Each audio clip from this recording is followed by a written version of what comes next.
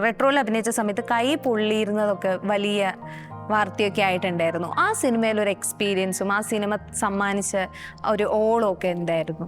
വാരണാസിയിലായിരുന്നു ഷൂട്ടൊക്കെ. അപ്പൊ ഞങ്ങൾ അങ്ങോട്ട് ചെന്നപ്പോ തന്നെ എല്ലാവരുമായിട്ട് പെട്ടെന്ന് തന്നെ കമ്പനിയായി. അത് കഴിഞ്ഞ് ഞാൻ സെറ്റിലേക്ക് പോയി. അവിടെ ഒരു ഫ്യൂണറൽ സീൻ നടക്കുകയായിരുന്നു. അപ്പോ സൂര്യ സാറിന്റെ ചെറുപ്പമായിട്ട് അഭിനയിക്കുന്ന ഒരു കുട്ടിയുണ്ട്. ആ കുട്ടി എന്റെ കൈ പിടിച്ച് വെപ്പിക്കുകയാണ്. അപ്പൊ വെപ്പിക്കുന്ന സമയത്ത് പെട്ടെന്ന് ഗ്യാസിന്റെ എന്തോ ചെറിയൊരു പ്രോബ്ലം കാരണം പെട്ടെന്ന് ബ്ലാസ്റ്റ് ആയിപ്പോയി. അങ്ങനെ ബാക്കി എല്ലാവർക്കും കുറച്ചേ പറ്റിയുള്ളൂ. പക്ഷെ എന്റെ കൈ കുറച്ചുകൂടി മുമ്പിലായിരുന്നു, തീന്റെ കുറച്ചുകൂടി അടുത്തായിരുന്നു. അപ്പൊ പെട്ടെന്ന് കേറി അങ്ങ് പൊള്ളി.